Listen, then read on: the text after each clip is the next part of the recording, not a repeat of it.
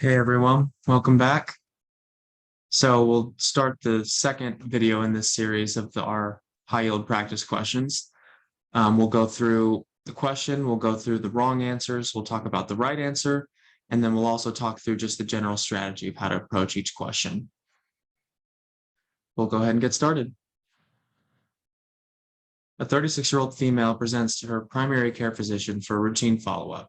She has no concerns or significant health conditions, but is interested in learning more about contraceptives. She is currently sexually active with one male partner and reports heavy and irregular menstrual cycles. She has never been pregnant previously. She smokes one pack of cigarettes per day, drinks no alcohol, and has a BMI of 31.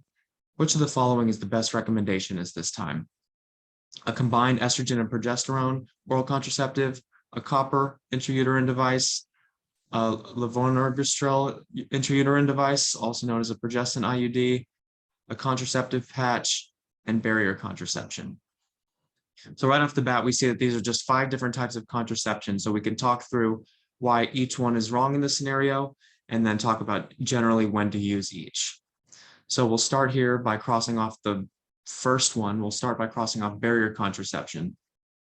So in general, that's usually not the right answer in these situations. They're asking for something reliable and something that's going to prevent pregnancy the vast majority of the time. So barrier contraception is usually not the right answer because it relies on patient adherence, and even in the setting of patient adherence, there are things that can go wrong with barrier contraception. We'll talk about a scenario later where it could be right if there's a specific situation they're getting at, but generally it's not. The next thing we can cross off is the contraceptive patch. So as you know, it functions similar to the combined oral contraceptives, but there is a specific relative contraindication in those with a BMI of greater than 30. So I put this here so you remembered that BMI greater than 30 is definitely a contraindication to the patch. But even if there wasn't a BMI of 30, we typically don't think of this as the most effective form of contraception if we were going to offer a highly effective form. Just something to keep in mind, but we can for sure cross off contraceptive patch in this case. And next we can cross off the combined estrogen and progesterone oral contraceptive. So if you remember, I've bolded here 36 years old and smokes 1 pack per day.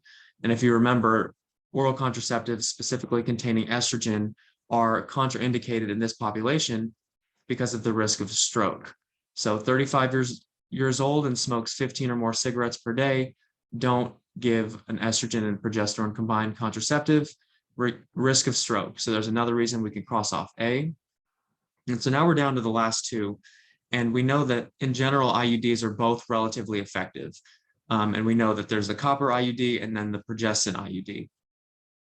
So we know the difference is basically the mechanism with which it works. So a copper IUD works by the copper ablates and irritates the inner endometrial lining, which directly prevents pregnancy via an irritation and a lack of basically a nutritious environment for the fetus to sort of implant in the uterus.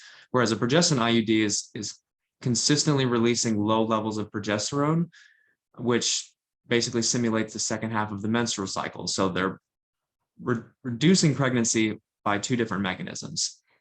And so there's another hint in the question that we can go ahead and cross off the copper IUD because of the heavy and irregular menstrual cycles.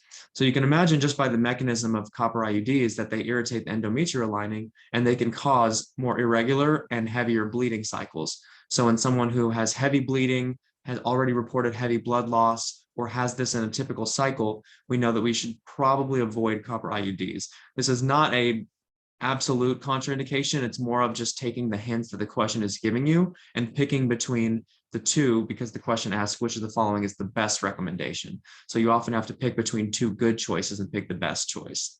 And so we're left with the progestin IUD, which is the best choice in this case. It would provide high form of protection for over 99% in most cases. There's no contraindications with her history, and it seems like the best choice in this case. So let's go through a summary here at the end. So we'll talk through each of these. So combined OCPs, like I mentioned, avoid if over 35 and a smoker. But again, since it relies on adherence, is usually not the best choice anyways. A copper IUD, the mechanism irritates the endometrium and causes a reaction. So you want to avoid in people with heavy menstrual cycles who are already having heavy shedding of their menses. Potentially avoid an anemia, especially if severe. Again, if you're causing increased blood loss in someone who already has a low hemoglobin, you wouldn't want to precipitate even worsened anemia. But you do want to choose the copper IUD in hormone-sensitive cancer, such as breast cancer.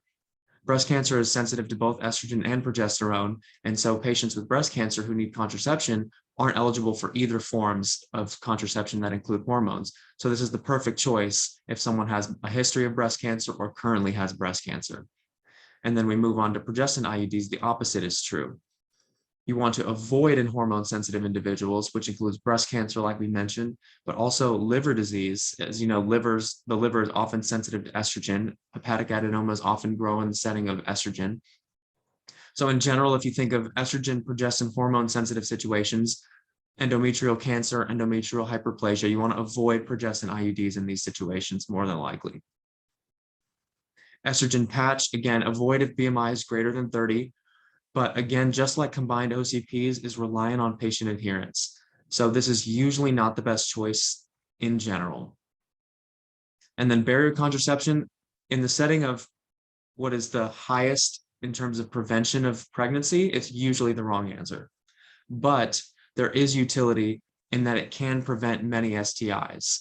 So if you remember, most of these other forms of contraception do not create a barrier during sexual activity. They work either via hormones or via irritation of the uterus. They're not actually able to prevent STIs from the actual sexual intercourse itself. So there can be utility if the question said, how could we best prevent STIs or prevent occurrence of some disease? You could potentially pick barrier contraception in those cases. But in general, I wouldn't pick that for questions talking about specifically how to prevent pregnancy. So here's the highest yield info. IUDs are generally the most effective forms of contraception. They have the highest forms of effectiveness, primarily because they don't rely on adherence. They're consistent, they're implanted, and they work long-term for years. Use the absolute and relative contraindications to rule out the other choices like we did. So BMI, rule out a patch. Adherence, rule out oral contraceptives. Hormonal history, rule out progestin IUDs, so on and so forth. But again, remember, copper IUDs can be used as emergency contraception. They're actually the most effective form of emergency contraception. And the mechanism is that they irritate the endometrial lining, and which can worsen potentially menstrual bleeding if it's already bad. Last, progestin IUDs release hormones locally in the uterus, but they can increase the risk for hormone-sensitive conditions such as breast cancer. So there's specific instances if they give you two IUDs where you know how to pick between the two if given a choice. Copper avoid with excess bleeding, and progestin avoid with hormone-sensitive issues.